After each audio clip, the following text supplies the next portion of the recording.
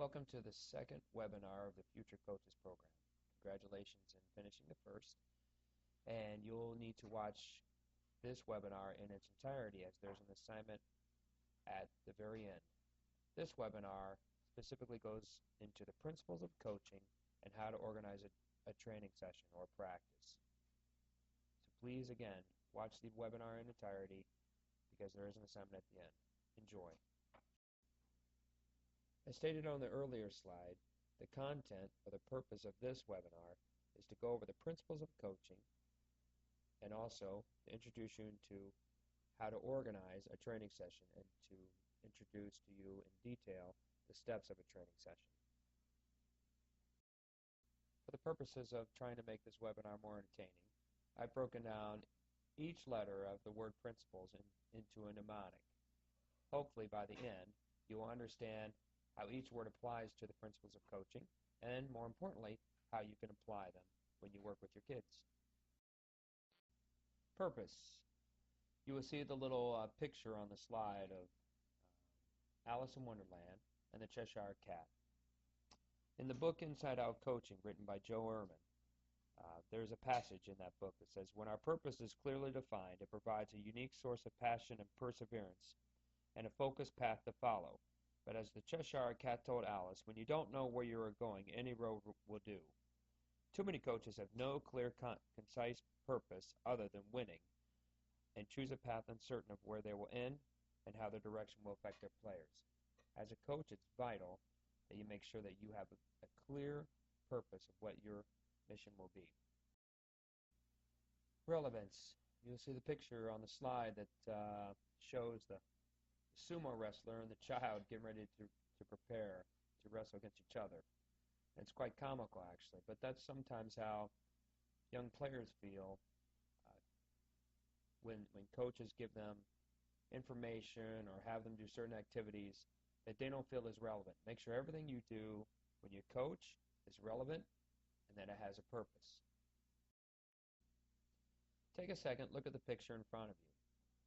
If you look at it one way, you'll see two people having a dinner, sharing a glass of wine, or actually each having a glass of wine. If you shift your eyes a little bit, you'll clearly see a skull. As a coach, it's important that you learn how to isolate not only what happens in the game, but also what happens in practice. You need to be able to isolate breakdowns as they occur, but more importantly, fix them as well.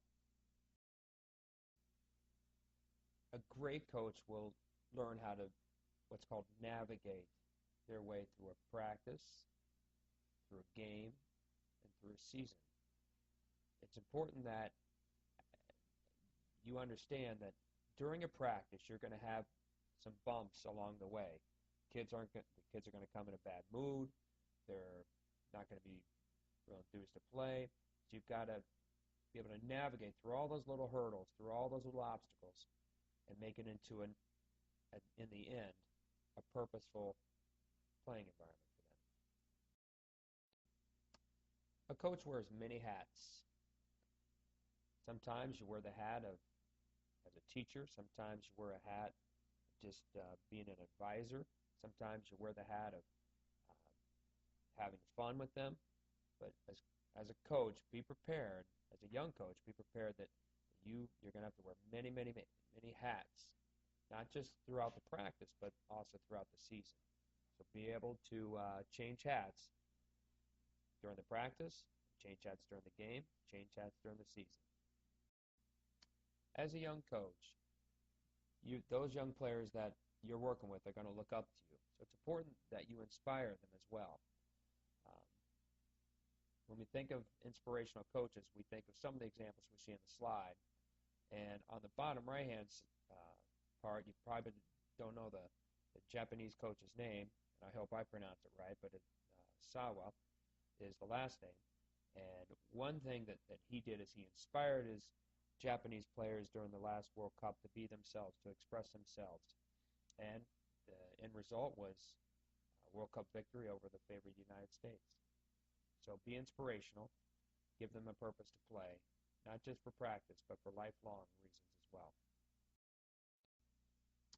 If you fail to prepare, then definitely prepare to fail. You can imagine being the pilot of the plane that landed in the Hudson River a couple summers ago, how the pilot felt. But because of his preparation as a pilot, he landed everybody to safety. The crew got everyone out to safety. As a coach, you need to over-prepare, not just for the game, but over-prepare for practice. You need to be able to call an audible, if you will. If the players aren't responding to an activity, you need to be ready to go for another activity right away and be able to adjust and adapt to the situation. So be prepared. Good coaches during practice will also let their players play. And also in the game, let their players play. A great athlete doesn't show their face, they show their soul. You can see the picture of Ronaldinho smiling, and as he did many times when he played, because he enjoyed just playing the game, and coaches allowed him to express himself when he was on the field. As a coach, it's very important, it's vital that you give them a chance to play, not just in practice, but also the game. So sometimes it's best to just observe, sit back, see what's happening, and then make adjustments as needed. But make sure that you see their souls when they're playing and not just their faces. The elements are some things that you can't control, but you need to make sure, for example, there are some things you can encourage. For example, having the balls pumped up, having equipment ready to go, cones, vests, balls, flags, small goals. Balls are pumped up. Make sure that the field is safe. So the picture in the middle, I mean, obviously you're not going to have that plush of a field. And also make sure that the elements of the game are present in any activity or any practice that you do. So the picture on the bottom right shows that two players playing against each other, or that there's basically what that means is that there's opposition, that they're learning how to play against opposition. The last letter in the word principles is S, which stands for soccer. You need to make sure that in your practice, in your training environment, that everything is related to the game of soccer. You can see the picture on the left. Yes, the child might be practicing soccer. However, the one on the right definitely relates more to soccer. In other words, it's relevant. So we can use this picture also to kind of tie in with the sumo wrestler and the child going against each other. The one on the right is more relevant. It's more pertinent to the practice. The one on the left is more of a drill, which we'll discuss a little bit later. Now we're going to get into the stages of a training session. You can see on the slide that I go from very simple to complex. That's what you need to do as a coach during your practice.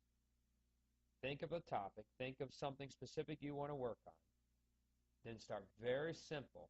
For example, 1 + 1 = 2, or simply kids just dribbling a ball in a circle, and eventually building your practice up to something being very complex, which is the game. As a coach, it's important that you paint the picture. The picture that's on your slide is something that I actually did in a class when recertifying to become a teacher again. You'll notice that it's kind of a specific picture, and I'll get into that a little bit later. But I could not draw this picture if I were just to sit down and draw it. I had to draw it in stages and steps, which we'll get into in the next few slides. As a coach, paint your picture, but do it in stages. You have an open canvas as a coach. In other words, you have a wonderful opportunity as a coach to paint little pictures for your players for them to remember. That picture that I showed you on the previous slide was something that I did, and that was the final result. However, I did that picture in stages. I can't draw stick figures. However, because I broke it down in little segments, it actually looked like a picture at the end. So this was the first part of the picture. It was very simple, as you'll see, just a few lines, and I was trying to put everything together. So this would be the first stage. So continuing on with the open canvas concept, as you saw on the slide before, I started to draw the picture, but in a little segment. And as I went, I started to create more of the picture. As you can see, the second part, I started to add a little more detail, and that's what you do as a coach. As the picture is being painted, you add a little bit more detail and fine-tune it as you go. So as we continue on with the open canvas concept, because I drew the pictures in stages, so I went a little bit of the picture, I drew it, and then I went to the next stage, got a little bit more in detail, and then finally I finished up the picture. That's what you do as a coach. You eventually get everything kind of built in layers during your practice. You build it in stages, you make little fine details as you go. The picture's not going to be perfect, but hopefully it resembles something specific that you wanted to work on for that practice, for that training session. The learning process basically means that as a coach, avoid excess coaching. Sometimes it's better to just kind of let them start an activity, let them play a little bit, let the ball roll out of bounds, give them a point or two, make sure your activities are appropriate, make sure it's relevant, make sure they're all relevant, make sure that they have flow, and make sure that the games are realistic. In other words, make it soccer. Make it look like soccer as much as you can. The activity that I want you to try is a little challenge. So you're on your honor. So study the letters for 15 seconds, turn away from the computer, and then write down as many letters as you can without looking. So you're on your honor. Go ahead and you can start it now.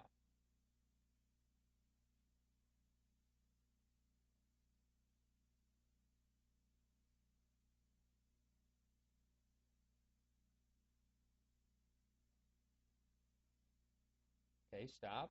And now, see how many letters you got right. It's a challenge. And eventually I'll get to the point of this exercise. Now try it. Look at the letters, study them for 15 seconds, and then look away again. Again, you're on your honor. And then write down as many letters as you can without looking, starting from right now.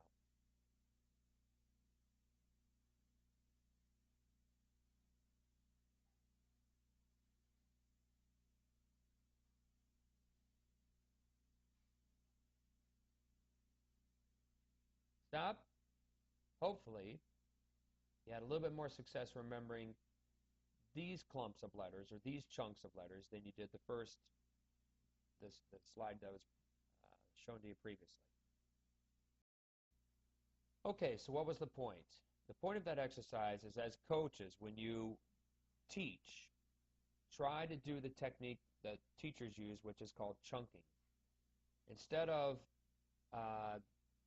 trying to throw just things at them and hope something sticks on the wall, take a concept or an idea, teach that part, for example, JFK, and then go into FBI, or then go on to your next concept.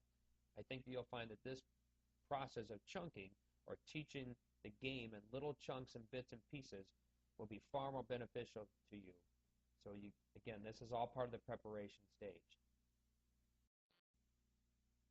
As coaches, the reason why we use what's called the chunking technique, or how we build the practice in stages, is we want to make the ideas stick better for our young players so they can hopefully apply it later on in the game. As a coach, it's important that you allow players to have some time of interrupted play, very similar to how a skateboarder will go to a skateboard park and practice again and again and again and again. They try and allow players to get a rhythm. A technique you might want to use is let the players play for about 5 or 6 minutes, stop, give them a correction, or give them some suggestions to be better, and then let them play again for another 5 or 6 minutes. As coaches, we should use what's called the toolkit. There are many different ways to coach, and as a coach, you have to understand that each child learns differently, very similar to how you learn differently in school. Here are some of the ideas for the toolkit. Coach within the flow of the game. So as something's happening, can you make a little coaching point as it's going? Can you take the player aside and coach individually? Coaching in natural stoppages means the ball rolls out of bounds, something happens, take a minute to